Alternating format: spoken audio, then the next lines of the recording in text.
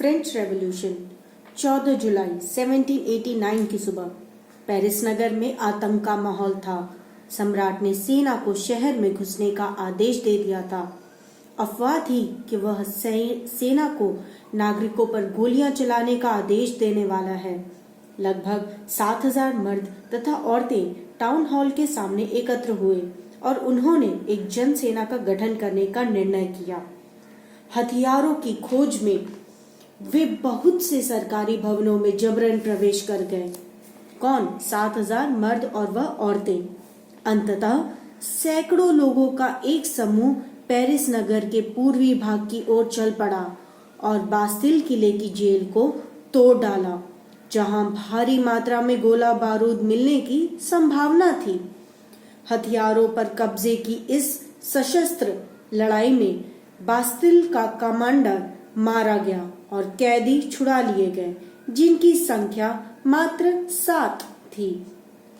लोग इस बास्तिल किले को सम्राट के निरंकुश शक्तियों का प्रतीक मानते थे। लोग इस बास्तिल किले को सम्राट के निरंकुश शक्तियों का प्रतीक मानते थे, इसलिए वह इस किले से घृणा करते थे। इसको घृणा का केंद्र मानते थे। इसलिए किले को ढहा दिया गया और उसके अवशेष बाजार में उन लोगों को बेच दिए गए जो इस ध्वंस को बतौर स्मृति चिन्ह संजोना चाहते थे। गांव देहातों में भी लोग पाव रोटी की महंगी कीमतों का विरोध कर रहे थे। सन 1774 में बोर्बो राजवंश का लुई 16 फ्रांस की राजगद्दी पर बैठा। वह केवल 20 वर्ष का था। उसका विवाह ऑस्ट्रिया की राजकुमारी मेरी एंतोनएनेट से हुआ। राजखर्च के लिए उसने राजकोष को खाली पाया, क्योंकि उसके राजगद्दी पर बैठने से पहले फ्रांस ने लंबे समय तक युद्ध किए थे, जिसके कारण वित्तीय संसाधन नष्ट हो चुके थे। वर्साए के विशाल महल और राज दरबार की शान शौकत बनाए रखने की फिजूल खर्ची का बोझ अलग से था। लुई 16 के शासनकाल में फ्रांस ने अमेरिका के 3 उपनिवेशों को ब्रिटेन से आजाद कराया था। ब्रिटेन से आजाद कराने में उसकी मदद की थी। इस वजह से 10 अरब लिरवे, जो कि वहां की करेंसी है फ्रांस के ऊपर ये कर्ज के रूप में था। वैसे इससे पहले से ही फ्रांस के ऊपर 20 अरब लिरवे का कर्ज था। सरकार से कर्जदाता 10% ब्याज की मांग करने लगे थे।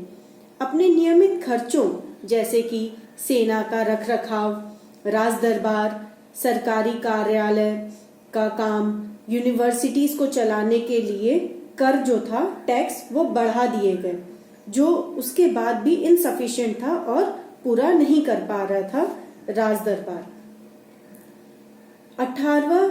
18वीं शताब्दी में 18th सेंचुरी में फ्रांस समाज 3 स्टेट्स में बटा था, यानी कि 3 कैटेगरीज में उसे बांटा गया था। पहली कैटेगरी जो थी, फर्स्ट स्टेट जो था, वह था प्रीस्ट, यानी कि जो चर्च में पूजा पाठ कराते थे उनका था। दूसरे में नोबल पीपल थे, यानी कि जो राजा के परिवार वाले थे। तीसरे में capitalist, advocate, farmer, servant, labour, peasants, यानी कि किसान और जो काम करते थे बहुत ही छोटे लेवल का, उनको रखा गया था। एक तरीके से आप कह सकते हैं कि थर्ड स्टेट में जो लोग थे वो कॉमन पीपल थे, आम लोग थे, आम जनता थी। और उस समय में क्या था, ऊपर के जो 2 स्टेट्स थे, यानी कि एस्टेट, पहला प्रीस्ट और नोबल पीपल, इन लोगों को पूरा टैक्स फ्री रखा गया था। ये लोग को कर नहीं देना रहता था, जबकि सबसे ज्यादा ऐशो आराम भी यही दोनों एस्टेट वाले भोगते थे। किसान जो कि था, ओनर की सेवा करता था, यानी कि जो जमींदार था उनके जमीन पे किसानी करता था, उनके घर का काम करता था, रोड कंस्ट्रक्शन करता था और एक्स्ट्रा चर्च में टैक्स भी पे करता था। चर्च में जो टैक्स पे करते थे उसे टाइथ कहते थे। कृषि उपज का 10% चर्च में टैक्स के रूप में देना पड़ता था, जिसे टाइद कहा जाता था। टाइल टैक्स जो था, जो कॉमन पीपल पे करते थे, आम जनता पे करती थी राजा के राजकोष में, ट्रेजरी में। टोबैको, सॉल्ट, जो डेली यूज की चीजें थी, तंबाकू, नमक, ये जिनको लोग डेली यूज करते थे, उस पे भी इनडायरेक्ट टैक्स लगा दिया गया। एक तरीके से ये लोगों का शोषण किया जा रहा था, बार बार कर लगा लगा के। अब इसके रीजन क्या थे? फ्रांस में 1715 में करीबन 2.3 करोड़ का जनसंख्या थी, पॉपुलेशन था। 1789 में ये 2.8 करोड़ हो गई, जबकि पहले हमने देखा कि फ्रांस में 1715 में 2.3 करोड़ पॉपुलेशन थी और 1789 में 2.8 करोड़ पॉपुलेशन हो गई। अब इसके वजह से क्या हुआ? अनाज उत्पादन की डिमांड जो है वो बहुत ज्यादा बढ़ने लगी और उसके जो प्राइसेस थे वो भी बढ़ते जा रहे थे। लेकिन अगर आप देखें, फ्रांस में जो उनका मेन स्टेपल फूड है वो क्या है? मांस है, मांसाहारी लोग हैं और वो खाते हैं पाव रोटी, यानी कि ब्रेड, बन। उसके प्राइसेस बहुत ज्यादा आसमान छूने लगे और ये जो लोग थर्ड स्टेट वाले जो काम करते थे फैक्ट्रीज में, लेबर वर्कर थे, इनकी जो पेमेंट जो डिसाइड करते थे वो एम्प्लॉयर्स करते थे और इनका जो पेमेंट है वो उतना तेजी से नहीं बढ़ रहा था जितनी तेजी से इन्फ्लेशन यानी कि महंगाई बढ़ती ही जा रही थी। इसका रिजल्ट क्या हुआ कि जो रिच थे वो तो रिच होते जा रहे थे और पुअर जो थे वो पुअर ही रहते जा रहे थे। एक तरीके से अगर आप एग्जाम्पल देखें तो ये लोग ज्यादा कुछ अपना गुस्सा तो जाहिर करते थे, लेकिन इनके पास कोई सही तरीका नहीं था कि किस तरीके से ये चीजों का बहिष्कार करें, क्योंकि अगर ये फैक्ट्रीज में काम करने नहीं जाएंगे तो इनको पैसा भी नहीं मिलेगा और ये और भी ज्यादा भूखमरी की वजह से मर जाएंगे। इनके पास इकोनॉमिक स्टेबिलिटी नहीं थी। ये जो थर्ड स्टेट वाले जो लोग थे, जो मजदूर थे, गरीब किसान थे, इनके पास प्रॉपर प्लानिंग नहीं थी। इनको तरीका नहीं पता था कि किस तरीके से ऊपर के दो स्टेट यानी कि प्रीस्ट और नोबल से अपने अधिकार के लिए बातें कर सकें। इनको इसका कोई तरीका नहीं पता था। थर्ड स्टेट में कुछ एजुकेटेड लोग भी थे, पढ़े लिखे लोग थे, व्यापारी थे, बिजनेसमैन थे, लॉयर थे, एडवोकेट्स थे, वकील, जो ऐसा मानते थे कि किसी को भी जन्म से ही बहुत ज्यादा ऐसा अधिकार नहीं होना चाहिए कि वो लोगों पे शासन कर सके। जस्ट बिकॉज वो किसी बड़े जाति में पैदा हुआ या बड़े स्टेट में पैदा हुआ है, जैसे कि नोबेल या प्रीस्ट में वो पैदा हुआ है, इसका मतलब उसे ये अधिकार नहीं है कि वो बाकियों के स्टेट पे कब्जा कर सके या उन पे अधिकार जमा सके। उनके मुताबिक एजुकेटेड बिजनेसमैन, लॉयर, एडवोकेट्स, ये सारे लोगों के हिसाब से ये ऐसी सोसाइटी को इमेजिन करते थे जो कि ऐसा कैलिबर होना चाहिए, सामने वाले बंदे में ऐसी एबिलिटी होनी चाहिए कि वो लोगों को समझा सके और एक तरीके से सबको स्वतंत्रता का अधिकार होना चाहिए, एक समान अधिकार होना चाहिए और किसी भी वर्क, किसी भी कार्य के लिए सबको इक्वल अपॉर्चुनिटी मिलनी चाहिए, इक्वल अवसर मिलना चाहिए। इसी विचार पर आधारित वह एक समाज का निर्माण करना चाहते थे फ्रांस में। और जिनकी ऐसी सोच थी वो कौन से स्टेट को बिलोंग करते थे? थर्ड स्टेट को ही बिलोंग करते थे, जो कि पढ़े लिखे थे और एक तरीके से काफी अच्छे फिलोसोफर टाइप के लोग थे। तो ऐसी इमेजिनेशन दो इम्पोर्टेंट लोग हैं जो कि जॉन लॉक और जॉन जैक रूसो, ये जो थे ये दर्शन शास्त्री थे, फिलोसोफर थे, जिन्होंने ऐसे सोसाइटी को इमेजिन करके ऐसा थॉट प्रेजेंट किया लोगों के सामने। ट्रू ट्रिटिसीज ऑफ गवर्नमेंट में जॉन लॉक ने किंग के असीमित या एक्स्ट्रा सुपरनैचुरल पावर को, अनस्टॉपेबल राइट के प्रिंसिपल को डिनाई किया या फिर खारिज किया। जॉन लॉक अपने टू ट्रीटीज ऑफ गवर्नमेंट में ऐसा कहते हैं कि ऊपर के ये जो दो स्टेट्स थे, प्रीस्ट और ये राजा जो नोबल लोग थे, ये लोग कहते थे कि हमें भगवान ने अधिकार दिया है तुम्हारे ऊपर शासन करने के लिए। तो इनका ऐसा मानना था कि किसी को भी ऐसे सुपर पावर नहीं देनी चाहिए। रूसों ने बात को आगे बढ़ाते हुए जनता और उसके जो रिप्रेजेंटेटिव्स हैं, जो प्रत्याशी हैं, उनके बीच में म्यूचुअल डिसीजन या समान अधिकार ऐसा डिसाइड करके आधारित गवर्नमेंट का प्रस्ताव रखने के लिए आइडिया दिया। रूसों ने कहा कि हमें एक ऐसा समाज बनाना चाहिए जिसमें जो गवर्नमेंट है, जो सरकार है, वो आम लोगों के साथ सहमति बनाए कोई भी रूल्स बनाने के लिए, कॉन्स्टिट्यूशन संविधान बनाने के लिए, और दोनों को साथ मिलके जो डिसाइड करते हैं उसी हिसाब से हमें आगे पूरी सरकार को चलाना चाहिए। एक तरीके से मोनार्की नहीं चाहिए, ऐसा राजा जो है वही सिर्फ अधिकार दे और सबको ब्लाइंडली फॉलो करना चाहिए, ऐसा नहीं। हमें ऐसा कॉन्स्टिट्यूशन या ऐसी सरकार हमें नहीं चाहिए। ऐसा किसने कहा था? रूसो ने कहा था। मेंटेस्क्यू ने the spirit of launch name में गवर्नमेंट के अंदर विधायिका, कार्यपालिका एंड जुडिशरी, न्याय के बीच सत्ता विभाजन की बात कही। जब यूनाइटेड स्टेट्स ऑफ अमेरिका के 13 उपनिवेश ब्रिटेन से अलग हुए, फ्री आजाद हुए, तो इसी मॉडल पर गवर्नमेंट बनी। For France politician American constitution and personal right inspired source था। तो फ्रांस के जो राजनेता जो लोग थे, उन्होंने अमेरिका के संविधान से ऐसा माना कि हमें भी ऐसे पर्सनल राइट मिलने चाहिए, सभी को इक्वालिटी का राइट मिलना चाहिए, और वो लोग इस चीज से काफी ज्यादा प्रभावित हुए।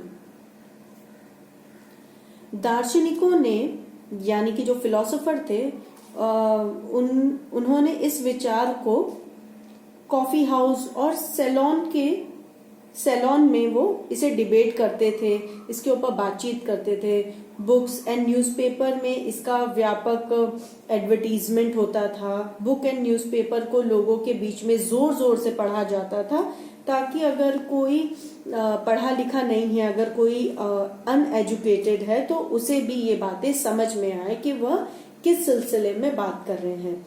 वह चाहते थे कि समाज में सबको इक्वल अपॉर्चुनिटी मिले, हर काम के पीछे इक्वल अपॉर्चुनिटी मिले, सबको इक्वल एजुकेशन मिले, सबको हर चीज के बारे में नॉलेज होनी चाहिए, ताकि लोग अपना सही और गलत डिसाइड कर सकें। सिर्फ नोबल और प्रीस्ट ही आके हमें एक तरीके से जो वो खुद सही समझते हैं वही हम पे ना थोपे जबरदस्ती। आगे क्या होता है? सेम टाइम लुइस 16 राज्य के खर्चों को पूरा करने के लिए अगेन उन्होंने एक न्यू टैक्स लेके आ गए, जो कि स्पेशल पावर वाले सिस्टम के अगेंस्ट जो लोग थे वो इससे भड़क गए। तो आगे क्या होता है? प्राचीन राजतंत्र के तहत फ्रांसीसी सम्राट अपनी मर्जी से कर नहीं लगा सकता था। इसके लिए उसे स्टेट्स जनरल प्रतिनिधि सभा की बैठक बुलाकर नए टैक्सेस के अपने प्रस्तावों पर स्वीकृति लेनी पड़ती थी, एक्सेप्टेंस लेनी पड़ती थी। स्टेट्स जनरल एक राजनीतिक संस्था थी जिसमें तीनों स्टेट अपने अपने रिप्रेजेंटेटिव्स भेजते थे, लेकिन राजा का ही यह लास्ट में डिसीजन होता था इस संस्था की बैठक कब बुलाई जाए। इसकी लास्ट बैठक 1614 में बुलाई गई थी। फ्रांस के जो सम्राट थे लुइस 16, 5 मई को 1789 को न्यू टैक्स के प्रपोजल के लिए स्टेट जनरल की बैठक बुलाई। जो भी उसके रिप्रेजेंटेटिव्स थे, प्रतिनिधि थे, उन्होंने वर्साय के एक आलीशानदार पैलेस को बहुत अच्छे से डेकोरेट करवाया और सभी को वहां पे निमंत्रण दिया, इनवाइट किया तीनों स्टेट को लेके आने के लिए। फर्स्ट एंड जो दूसरे स्टेट थे, जो कि नोबल और ये जो प्रीस्ट और नोबल का जो स्टेट था, इन लोगों के 300 रिप्रेजेंटेटिव्स भेजे गए कि आमने सामने की कतारों पे इनको बिठाए गए, जो कि रिस्पेक्टेबल प्लेसेस थी। और थर्ड स्टेट के 600 रिप्रेजेंटेटिव्स थे, इनको पीछे खड़े कर दिया गया। आपने देखा आगे के जो दो स्टेट थे उनके 300 लोगों को तो बिठाया गया आमने सामने, लेकिन जो थर्ड स्टेट के जो लोग थे, इवन दो वो उनमें से जो 600 जो लोग आए थे वो की पढ़े लिखे लोग थे, एडवोकेट्स थे, बिजनेसमैन थे, फिलोसोफर्स थे, फिर भी उनको पीछे खड़े रहने के लिए कह दिया गया। ये जो लोग थे थर्ड स्टेट के, ये ग्रुप जो था काफी ज्यादा पढ़े लिखों का था, फिर भी इन अप्रोक्सीमेटली इनको जो इनके पूरे पॉपुलेशन के जो लोग थे उन्होंने इन्हें 40,000 लेटर्स दिए थे, जिसमें उन्होंने अपनी कंप्लेंट दी थी, अपने डिमांड दिए थे, लिस्ट बनवाई गई थी कि वो लोग इस सभा में अपने रिप्रेजेंटेटिव्स को ये बताएं। जो स्टेट्स जनरल के रूल के हिसाब से सभी मतलब तीनों ग्रुप को एक एक वोट देने का अधिकार था, लेकिन तो इससे क्या होगा कि वो जो भी रूल्स बनाएंगे, अगर आप तीनों स्टेट्स देखिए, स्टेट 1 जो कि प्रीस्ट का है, स्टेट 2 जो कि नोबल का है, और स्टेट 3 जो कि इसमें ये कॉमन लोग आते हैं, तो अगर राजा कोई भी न्यू लॉ अगर पास करना चाहेगा या न्यू टैक्स पास करना चाहेगा तो उसमें वो पहले से ही प्रीस्ट और नोबल का एक तरीके से कंफर्मेशन हो जाएगा कि हाँ ये दोनों तो सहमत हैं, लेकिन लास्ट में जो थर्ड ग्रुप है इसको सिर्फ एक ही वेटेज दिया गया, एक वोट का, तो इनकी बात एक तरीके से कभी सुनी ही नहीं जाती थी। इनडायरेक्टली इनको सिर्फ नेम सेक के लिए इनको बुलाया जाता था। ये लोग इस बात को अब समझ चुके थे। तो देखिए आगे ये लोग क्या करते हैं।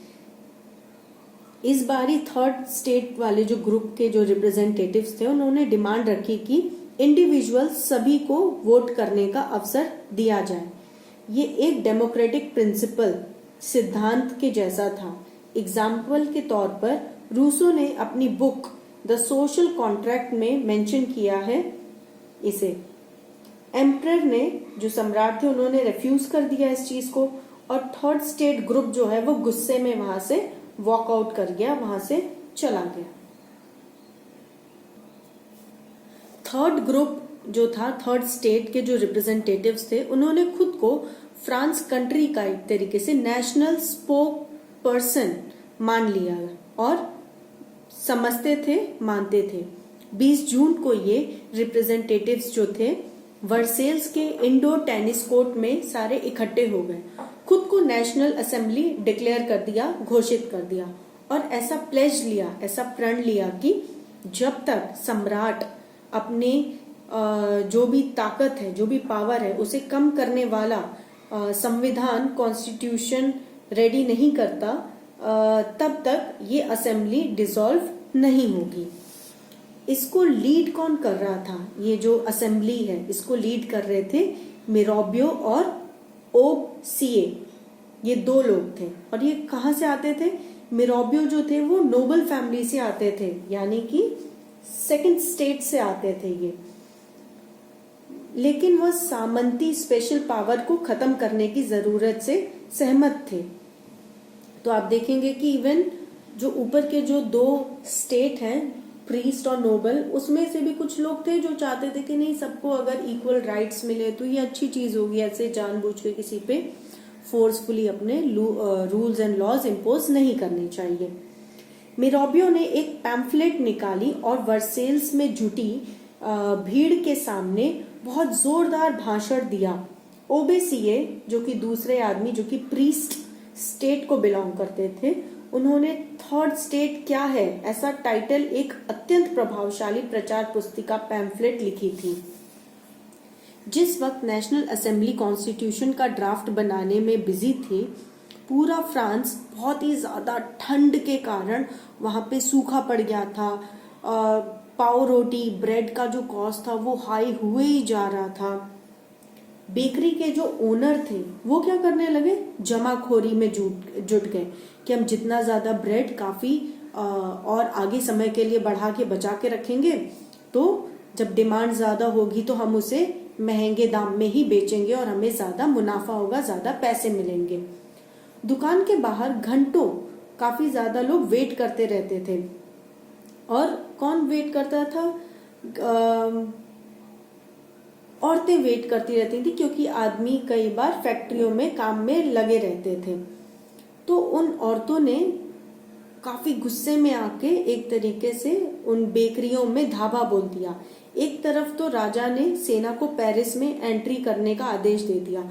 अब जैसा कि आप देखिए कि जो थर्ड स्टेट ने जब उसने अपनी नेशनल असेंबली एक तरीके से बना ली और नेशनल असेंबली बना के ऊपर के जो दो स्टेट थे जो कि इनके प्रीस्ट और नोबल के थे एक तरीके से राजा के अगेंस्ट थे, तो राजा को गुस्सा आया और उसने पेरिस में सेना बुला ली कि आप इन लोग का सामना करो और ये जो भी इन्होंने असेंबली बनाई है इनको खत्म करो।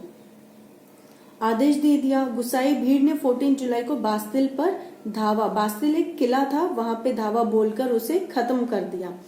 गांव में एक तरीके से अफवाह फैल गई कि जागीर लोग जो थे किराए पे डाकुओं को बुलाकर पकी फसलों को खराब करने वाले हैं और कई जिलों में तो लोग डर से गुस्सा होकर किसानों ने क्या किया, जो कुदालों और ब्लेंचों से ग्रामीण किलों पर अटैक कर दिया। अन्न भंडारों को लूटकर लगान के दस्तावेज फाड़ दिए, जला दिए। कुलीन बड़ी संख्या में जागीरों को छोड़कर भाग गए। जो लैंडलॉर्ड से वो इन सारी चीजों को ऐसा देख के डर के वो भाग गए थे। कई दूसरे देशों में शरण ले लिए। विद्रोही प्रजा का अनुमान देखकर लुइस 16 ने नेशनल असेंबली को मान्यता दे दी। पहले तो वो पेरिस में उसने सेना बुलाई, लेकिन जब उसने देखा कि अरे ये तो बात नहीं बन रही है, फिर उसने क्या किया, इस कॉन्स्टिट्यूशन को नेशनल असेंबली को मान्यता दे दी और यह भी मान लिया कि उसकी सत्ता पर अब संविधान का अंकुश होगा। 4 अगस्त 1789